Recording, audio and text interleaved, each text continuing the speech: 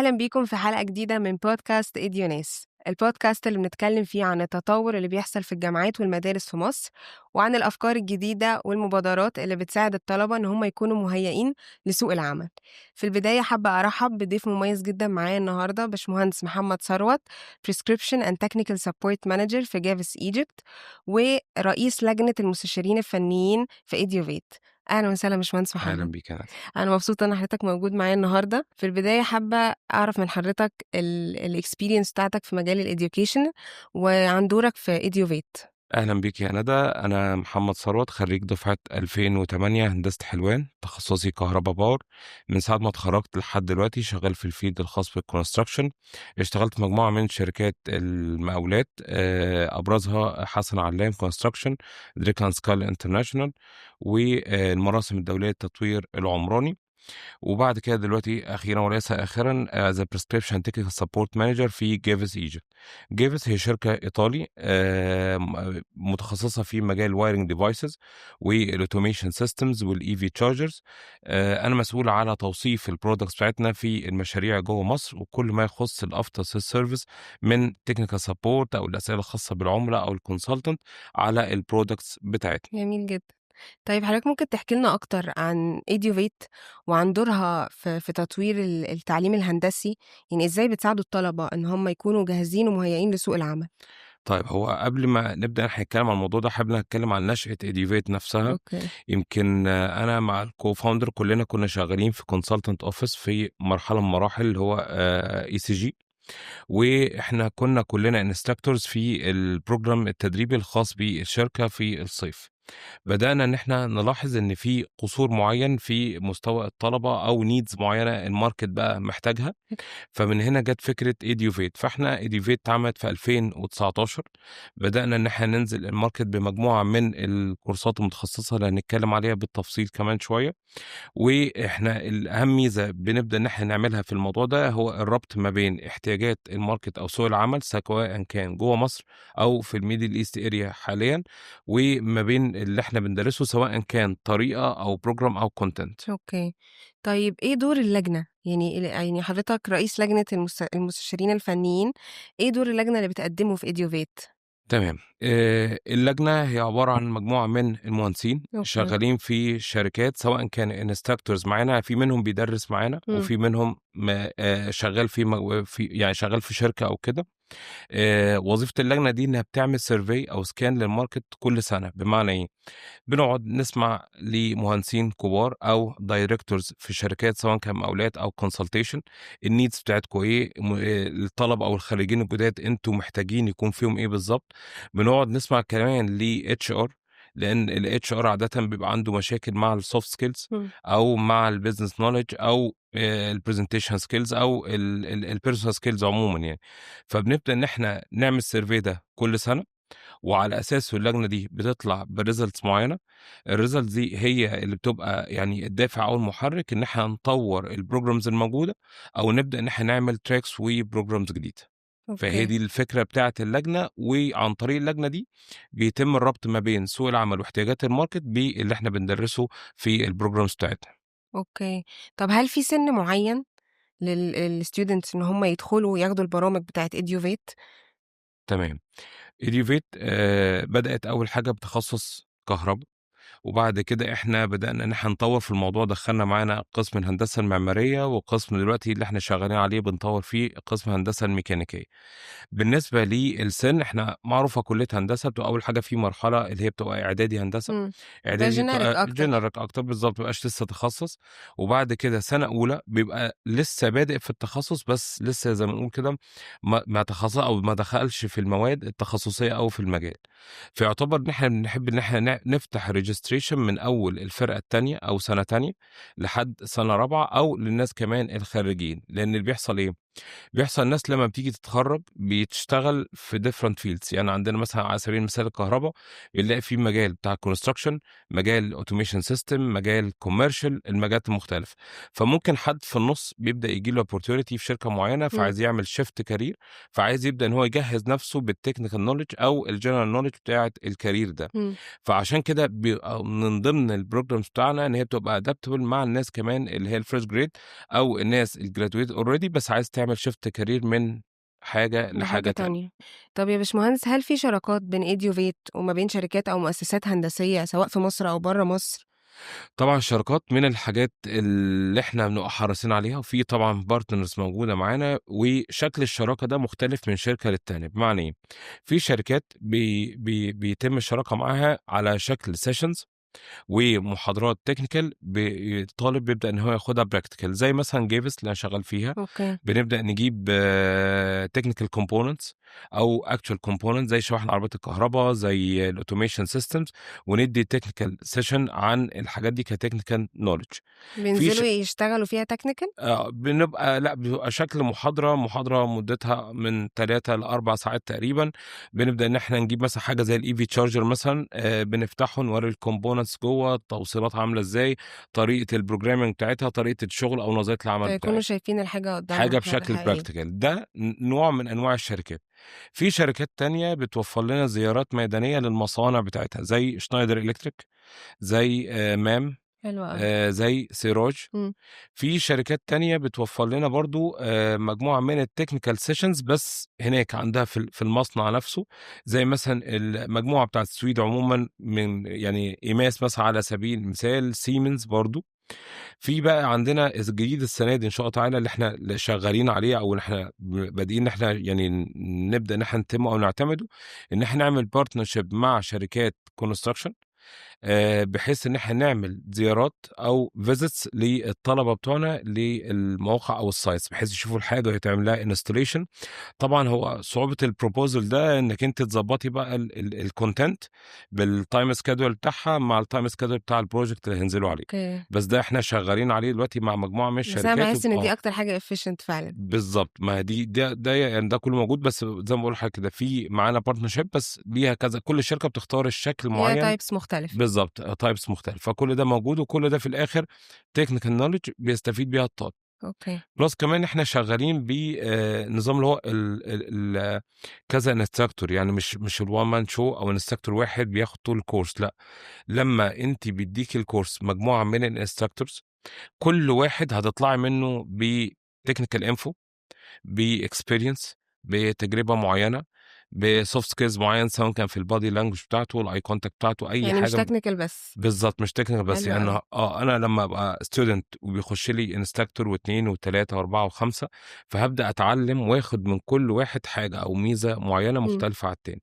هبدا ان كل انستراكتور من الانستراكتورز بيبداوا ان هم يدرسوا لي، بيتكلم على توبيك معين من برسبكتيف مختلف، او المنظور بتاعه هو في شغله، هو في خبرته هو. أوكي. فبالتالي ده بيبقى عندنا فيه اضافه كويسه يعني. أكيد. طيب باشمهندس، ممكن حضرتك تقول لنا إيه أنواع البرامج اللي موجودة عندكم في إيديوفيت، وبرضه الديوريشنز بتاعتها بتبقى قد إيه؟ يعني هل مثلا كويسز مدتها قصيرة، دبلومز، إيه تمام. أنواع التراكس اللي عندكم؟ زي ما كنا انا وانت بنتكلم من شويه مم. كده، احنا بدانا بكورسات صغيره او سيبريت تكنيكال تراكس، زي الديزاين، زي السمارت سيستم سوليوشنز، زي السمارت انفراستراكشر، زي الهاي فولتج، زي التكنيكال اوفيس. كل الحاجات دي كلها بدات ان احنا نعمل كومباينيشن ما بينها، وده دور اللجنه اللي احنا اتكلمنا عليه من شويه، أوكي. ان هي تبدا تعمل كومباينيشن بحيث تعمل ما يسمى باسم دبلومه. آه. فبالتالي بيجي الكلاينت يبدا نشوف الاحتياجات بتاعته عامله ازاي بالظبط. ممكن يكون هو عنده فكره عن بقيه الكورسز، ناقصه مديول او 2 مديول مم. من المديول دي. لكن طبعا بالنسبه للطلبه بقى في الكومبليت تراكس اللي هي الدبلومات الكامله، زي البروفيشنال دبلومه، ودي مدتها حوالي من 3 ل4 شهور. بيتم تدريسه اول حاجه، اول سيشن بتبقى الافتتاحيه، بتبقى ويلكمنج سيشن. بلس كمان احنا بنعرض شركائنا في الناس اللي هيبدا ان هو يتعامل معاهم. مم. بلس كمان ان هو بيبدا ان احنا نعرفه على البروجرام وطريقه الايفالويشن والكلام ده كله، والفيد بتاع الكونستراكشن. بعد كده بنخش في مرحله الديزاين، بياخد مجموعه من المحاضرات على مرحله الديزاين، تصميم ايا كان مبنى نوعه ايه. مم. وبعد كده بنبدا نخش على التكنيكال اوفيس. التكنيكال اوفيس هاو تو امبلمنت بقى، يعني انت عملت الديزاين ازاي انك انت تنفذه في السايت. فعشان انفذ الديزاين محتاج ان انا احول رسومات الديزاين دي فيها مجموعه من الديتيلز عشان اقدر المهندس او السايت انجينير يقدر ينفذ الايه التصميم ده. بعد كده بنبدأ نخش على السوفت ويرز بقى، منها الاوتوكاد، اكسل، ريفت، ده كلها برامج هندسيه كلها بتغطي النيدز الخاصه بالكونستراكشن. اوكي. وبعد كده بنبدأ ان احنا نخش على السمارت سوليوشن سيستم، سواء كان اوتوميشن، بي ام اس، كي ان اكس، او لايت كارنت سيستمز ان جنرال كلها. وده كده دي الباكج دي تقريبا تبقى مدتها من 3 ل 4 شهور. حاساها باكج اه كاملة متكاملة، بالظبط يعني بالظبط واخداه من بالظبط البداية خالص لحد أصغر حاجة تكنيكال هو محتاج بالظبط. يعرفها. ودي فيها نوع من انواع التشالنج، بس هي الفكره بقى يعني الطالب بيطلع بعد الدبلومه دي بيلاقي نفسه مغطي حاجات كتيره جدا كان هياخد وقت طويل لو هو خدها سيبريت على بعض، او بدا يدور على اماكن مختلفه يدور فيها على الحاجات دي. بلس كمان ان وسط البروجرام ده في سايد فيزيتس زي ما احنا اتكلمنا، زي في زياره مصانع، في محاضرات تكنيكال، في مهندسين بيجوا من شركات بيدوا له محاضرات. مم. فبتبقى الموضوع او الثلاث او الاربع شهور بيبقوا عنده مشغولين جدا يعني. كورس مكثف. بالظبط كده. كل المديولز اللي انا قلتها دي كان يعني ممكن ياخدها سيبريت لوحدها، يعني مش يقدر لازم. يكستمايز، بالظبط يقدر يعني لو هو يكستمايز. بالظبط في حاجات معينة هو عارفها أو عنده نولج فيها كويسة جدا أو كان واخد فيها كورسز قبل كده، بالظبط يقدر بقى يكستمايز، ياخد حاجة من هنا حاجة من هنا يكمل بيها الحاجات اللي محتاجها. بالظبط. احنا برضو من ضمن التطوير اللي بدأنا احنا نعمله، بدأنا ان احنا عملنا فيه تراك جديد يمكن اشتغلنا فيه السنة اللي فاتت بس، والسنة دي ان شاء الله تعالى هيتكرر، اللي هو الكوميرشال تراك. مم. الكوميرشال تراك ده ميكس ما بين الطالب اللي خد تكنيكال نولج في الدبلومه اللي احنا لسه اتكلمنا عليها من شويه، فهبدا ان انا اديله بقى كل السكيلز الخاصه بالكوميرشال. غير الدبلومه اللي هي التكنيكال اللي احنا قلنا ان هي كان بي كاستمايزد، في عندنا دلوقتي بروجرام جديد، يمكن البروجرام ده بدأناه السنه اللي فاتت، اللي هو الكوميرشال دبلومه. الكوميرشال دبلومه احنا بنعمل ميكس ما بين التكنيكال وما بين البيزنس. مم. فبقى في محاضرات خاصه بالتكنيكال اويرنس عن البرودكت بقى، بس من البرسبكتيف بتاع انك انت مصنع او سبلاير. بلس كمان بقى الحته بتاعت السيلز، الماركتنج، الكوست استيميت، برايسنج استراتيجيز، والبروجكت مانجمنت، ريسك اسسمنتس، الحاجات الخاصه بالبيزنس اوكي. كلها. بحيث ان هو لو حد خريج خد المعلومات التكنيكال، لكن الopportunity اللي قدامه كشغل في شركه سبلاير او مانيفاكتشر او فيندر او اي حاجه من الحاجات دي، فبيحتاج البيزنس نولج عنده تبقى كويسه. مم. فبالتالي الميكس ده يبقى ميرجت كله يعني هو مع بعض. كمهندس مش شرط بس يكون النولج عنده تكنيكال اه وحاجات طبعا. اه هندسية، اه طبعا. لازم اه طبعا. كمان يكون ده دارس الجزء دلوقتي التاني. يعني انا عايز اقول لك دلوقتي اصلا اي حد مركز على التكنيكال بس وسايب الجانب بتاع البيزنس، لا بيخسر opportunities كتيره جدا. يمكن انا واحد من الناس اللي عملت شفت كارير من شركات مقاولات اه، وكونسلتيشن لجيفس في از سبلاير عشان الحته بتاعت البيزنس دي. البيزنس دي مهمة جدا بالظبط فعلا. بالظبط. في برضه بروجرام تالت احنا شغالين فيه بقى حوالي 3 سنين، مم. اللي هو الهاي فولتج دبلومه. ودي بقى خاصه بالناس اللي انترستد ان هو يشتغلوا في محطات الجهد الفائق والضغط العالي والحاجات دي كلها.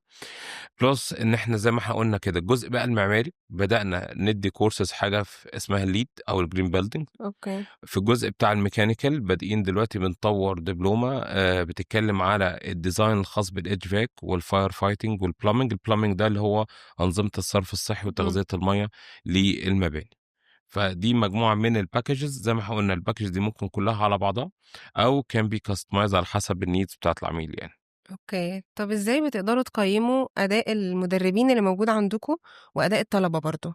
اوكي طيب، ده سؤال فيه شقين، اوكي. الشق الخاص بالمدربين والشق الخاص بالطلبه. طلبة. طبعا التقييم بتاع المدربين بيبتدي من اول السلكشن الاولاني، يعني اول ما اقول ان المحاضر الفلاني ده هيدي معانا فبنبدا نسال على الباك جراوند بتاعه، التكنيكال باك جراوند بتاعه. مم. يعني انت عارف طبعا احنا الماركت في الاخر بنسميه ماركت صغير، مم. فبقى فيه سمعه او حاجه زي كده. هل سبق ليه ان هو يبدا ان هو يحاضر ولا لا؟ لان طبعا زي ما حضرتك عارفه مش أي حد عنده قدرة يقف قدام الناس ويعمل presentation ويبدأ إن هو يattract الناس لمدة مثلًا ساعتين، ساعة ونص whatever مدة ممكن المحاضرة يبقى قد عنده إيه. هو الknowledge قوية جدًا، بس ما بس عندوش كpresentation الskills إن skills هو بالضبط، يدرّب. بالضبط. فإحنا في الأول حاجة في assessment كده بيتعمل عشان تبقى معانا محاضر في Eduvate إن إحنا مش technical info بس، لأ الtechnical knowledge بتيجي من الCV بتاع حضرتك، من الخبرة بتاعتك، من شوية أسئلة بسيطة عن الtechnical يعني. أوكي. بس اللي بنركّز عليه أو نfocus عليه أكتر، الراجل ده لمّا أبدأ أدخّله على class معيّن، هيبدأ إن هو يattract student والّا لأ، هيبدأ يشرح بطريقة كويسة، عنده طرق تدريس مختلفة والّا لأ. إمم. طبعًا غير كده إن إحنا اتعمل الselection واتحدد المحاضرين وبدأوا يشتغلوا، فبيبدأ يتعمل كل 3 lecture أو كل 4 lecture بيبقى في evaluation من الclient، يعني بقى في request كده من for الstudents feedback نفسهم. بالضبط، حلو أوي. feedback فبنلاقي الfeedback كويس خلاص مستمر تمام ما فيش مشكلة، بيبقى في feedback بيبقى في مشكلة يمكن دي أحد الchallenges برضه إمم. عندنا، عشان بنبدأ إن إحنا نعمل له replacement أو نبدأ إن إحنا إزاي نعمل treatment الموضوع، لأن الموضوع أوكي. يتقال محاضر مثلًا مش كويس أو كُفء ده بيبقى ليها analysis معيّنة، هل هو زي ما بيقولوا كده خُلقه ضيّق، إمم. ساعات بتحصل، مش هل عارف هو يوصّل المعلومة مش عارف يوصّل مثلًا. معلومة، ما عندوش ability to listen، بيتخانق من الأسئلة الكتير، يعني دي كلّها. لو في حاجات بتتضبّط مع الinstructor نقول له لأ كذا، كذا، كذا، في حاجات معيّنة لأ، بيبقى صعب إن إحنا نتغاضى عنها يعني، إمم. تمام، فبيتم استبدال. الشِق التاني بقى اللي هو how to evaluate الstudent نفسها. شوف يعني يمكن شكلها مشوار طويل. يعني الموضوع عندنا يعني يمكن الevaluation بتاع الstudent إحنا مركّزين فيه وده أكتر حتّة بنطوّر فيها سَنة عن التانية. هاقول لحضرتك على حاجة، التدريب عندنا بيبقى في عندي 3 أنواع من الevaluation إمم. بتاعة الstudent. أول حاجة بيبقى في عندي الattitude اللي هو حضوره عامل إزاي، سلوكه جوّه الclass عامل إزاي، لإن طبعًا بيبقى في سلوكيات بتبقى غير مقبولة. وحتّة الattitude دي دايمًا إحنا بنقول للناس عليها جزء من الmarks بتاعتك، عشان النهارده الشركات بقت تركّز فيها. أوكي. يعني الHR في الشركات عمومًا أو الناس المسؤولة عن الrecruitment أو الكلام ده كلّه، بيركّز في حتّة في الinterview في جزء بتاع الattitude بتاعه، طريقة الكلام بتاعتك عاملة إزاي، هل أنت match كويسة للشركة والّا لأ، حضورك والانصراف بتاعك ده بيدّيني reflection على الالتزام بتاعك بالtasks بتاعتك من مديرينك، إمم. فده جزء مدخّلين في الevaluation بتاعنا. الجزء التاني اللي هو الindividual tasks اللي هو كل session بيبقى عليها task معيّنة، الtask دي سواء كان written أو Google form أو أيًا كان، عشان نبدأ نختبر كل session نطمن إن هو الهدف بتاعها وصل يعني. أوكي. بعد كده بيبقى في عندِك بقى الgroup task، الgroup task ده إن هو الgroup بيتقسّم groups صغيّرة، إمم. بيبدأوا يعملوا مع بعض projects معيّنة، إمم. الprojects دي بنبدأ إن إحنا نصحّحها بالطريقة اللي بيلاقيها برّه. يعني على سبيل المثال في الجزء بتاع الdesign بنعمل committee نعمل لجنة كده، ويبدأ إن هو الطلبة تبدأ تخش تعرض المشاريع بتاعتها، تشرح المشاريع بتاعتها، بنبدأ وإحنا بنعمل evaluation كcommittee عندنا criteria معيّنة، إيه الcriteria دي؟ بنراقب الpresentation skills بتاعته، بنعرف الtechnical knowledge بتاعته، هل الحاجة دي ناقلها والّا الحاجة دي هو آه. شغال فيها وتعبان فيها فعلًا، بس فكل دي بيتم اختبارها زي اللي بيلاقيه في مشروع التخرُّج وزي ما بيلاقيه في المشاريع بعد كده برّه. نيجي نتنقل للproject بتاع الtechnical office totally different ليه؟ الtechnical office actual في الsites أو في المشاريع إمم. هو بيقدّم اللوحة دي لconsultant.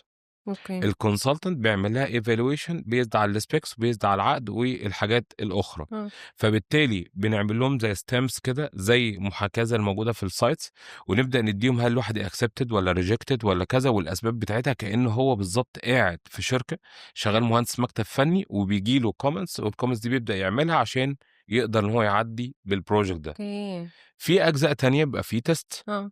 يبقى في online test إن هو في زي Google form كده أو أي form على أي platform بتتبعت له الlink بتاعها والله إحنا الlink ده will be open من الساعة كذا للساعة كذا وopen book test لأن فكرة برضه الكتب المغلقة أو إمم. الامتحانات دي خلاص أدمت، النهارده بقى كله open book لأن هو ببساطة بقى في عندنا tools كتيرة بالضبط. ممكن الAI تساعده والكلام ده external tools كله، كتير جدًا. بالضبط، فلأ الامتحان بيتحط open book عشان أقدر إن أنا أقيس هل فاهم ولا هو حافظ كلام. يعني الحاجات اللي احنا كنا بنعاني منها بتاعت ان الامتحان بيقيس الحفظ اكتر منه الفهم، لا ده خلاص احنا بدأنا احنا نتلاشى الفكرة دي، والاسئله المقالية والكلام ده كله معتمد على الاسئله اللي هي بتقيس الفهم وليس الحفظ. إمم. كل ده بيتجمع في الاخر وفي شكل درجات وجريدز معينه، بيبدا ان هو على اساسه بيبدا تقييم مستوى الطالب ده عامل ازاي، هل هو كويس ولا متوسط ولا ضعيف. حاسّاه اه evaluation 360 درجة، بالظبط يعني شامل كل حاجة. بالظبط بالذات برضه الجزء الأولاني اللي حضرتك بتتكلم فيه الskills والpresentation skills دي والcommunication مهمه skills دي بتاعته، مهمه اه. لأن المعروف عندنا جدًا إنه المهندسين والtechnical هم شغلهم technical ما لهمش أي علاقة هو ده كان بالcommunication زمان، لا skills دلوقتي بدأ الموضوع يعني فيتغيّر يتحسن تمامًا. ويتطور شويه اه، آه، لان هو اللي بيفضل تكنيكال سكيلز وما عندوش سوفت سكيلز كويسه ما مش هيقدر بيتطورش في يcope. المجال، دي بالظبط ما حقيقة. بيتطورش في الحاجه بتاعته يعني. طب خلّينا بقى نعرف إيه أكتر الchallenges اللي بتواجهكم في Educate؟ اوكي التشالنجز عموما طبعا اول جزء اللي هو الخاص باحتياجات الماركت والابجريد، لان احنا دلوقتي في مصر برضو نخلي بالنا، في مصر او منطقه الميدل ايست بدات تخش تكنولوجي زياده، كل سنه بيطلع فيه حاجات ترندز. يعني إمم. مثلا من كام سنه كان ليد والجرين بيلدينج، شويه طلع الاي في تشارجرز وبدات مصر تخش تجهيز محطات، والدول العربيه ومنطقه الجلف برضو في تغيُّر دائم. بالظبط. فبدأ يبقى في تغير على طول في احتياجات السوق، إمم. فده أول تشالنج، وده احنا الحمد لله تعالى بنحل الجزء ده عن طريق اللجنة اللي بتعمل سيرفي مكونة من مجموعة من مهندسين شغالين في مجالات وسيكتورز مختلفة بحيث يدونا فيدباك. تاني تشالنج طبعا في حتة بتاعة زي ما بقول كده عليها اللي هي الكاستمر ساتسفاكشن، إمم. ودي اكشوال دي مش مشكلتنا احنا بس، دي مشكلة في كل الشركات أصعب وبالذات الحاجات هي الcustomer بالضبط، satisfaction. بالضبط، بالضبط، على قد ما نقدر. طبعًا دي بنحاول إحنا نحلّها عن طريق الfeedbacks، وعن طريق إحنا بنشتغل نعمل كل سنة analysis كده عن الfeedback بتاعة كل سنة، طَب الناس كانت متضايقة من إيه، الناس حابة إيه، الكلام ده كلّه، وبنبدأ إن إحنا ناخد على أساسه action. يمكن الناس اللي حضرت معانا من 2019 وجات تحضر معانا دلوقتي، لأ في تطوّر كبير في سواء الcontent، أداء المحاضرين، المكان نفسه، التجهيزات بتاعة القاعة، طرق التدريس، الpartnerships، ده كله بيتم تطويره على أساس الfeedback اللي متاخد من الclients يعني. طب هل بتفضلوا على تواصل معاهم مثلًا تعرفوا هم وصلوا في إيه في الcareer path بتاعهم، تمام. يعني تعرفوا info عنهم بعد كده دي تفيدكم أصلًا مع الstudents الموجودة معاكم دلوقتي؟ بُص يعني أنتِ سبقتيني بخطوة، آه. ماشي. يمكن عايز أقول لِك إحنا في عندنا في نظام إن الطلبة اللي بياخدوا يعني مثلًا مثلًا إحنا بندرّب 400 طالب في السنة أو 500 whatever ماشي. فال500 إحنا بنعمل selection لمجموعة من الطلبة، بنعيّنهم حاجة اسمها calibers. الcalibers دول المفروض إن هُم بييجوا السنة اللي بعدها بيبدأ إن هو ينزلوا معانا في الclass، كل caliber بيبقى مسؤول على مجموعة من الstudents إمم. عشان يبدأ إن هو يساعدهم في إجابات الأسئلة البسيطة، ولمّا عنده في أسئلة معقدة بيبقى عندي فيه حاجة اسمها coordinators. الcoordinators دول اللي هم خدوا تدريب معانا من سنتين أو 3 سنوات، أوكي. بيبدأوا إن هو يجوم وخبرتهم أتقل وأحسن. آه. وطبعًا بيبقى في بقى مسؤول عن مجموعة الcoordinators دي، بيبقى في عندي instructor. فبالتالي عندنا الteam ماشية عاملة إزاي، إن عندنا الطالب دلوقتي اتدرب معانا، بنبدأ نعمل عملية تصفية، بنختار مجموعة من الcalibers دول بياخدوا special trainings وsessions بعد كده for free طبعًا، وبينزلوا معانا السنة اللي بعدها. السنة اللي قبلها دول بيروحوا فين، الcalibers دول بعد سنة بيبقوا coordinator أو sub coordinators، وبعد كده بيبقوا reporting لمين، للinstructor بقى اللي هو بيدّي الcore course بتاعنا. أوكي. فبالتالي بيفضل في تواصل، طبعًا بيبقى في تواصل. بلس كمان التواصل عن طريق السوشيال ميديا channels بقى بتاعة الinstructor، سواء كان LinkedIn سواء كان فيسبوك. يعني عندي في طلبة من 7 سنين، في طلبة من 5 سنين، في طلبة من 12 سنة. لسه قراهم امبارح كان في سؤال عندي على الواتساب لطالب خد عندي كورس من 12 سنة. 12 سنة. فأنا بقى لي 13 سنة تدريس، ما يعني هو شاء كان الله. جاي في أول سنة يعني تمام. بس ففي تواصل، لأ بنفضل على تواصل طبعًا معاهم على قد ما إحنا بنقدر يعني. طب إيه أصعب الحاجات اللي بتواجهكم في عملية التدريس نفسها؟ تمام.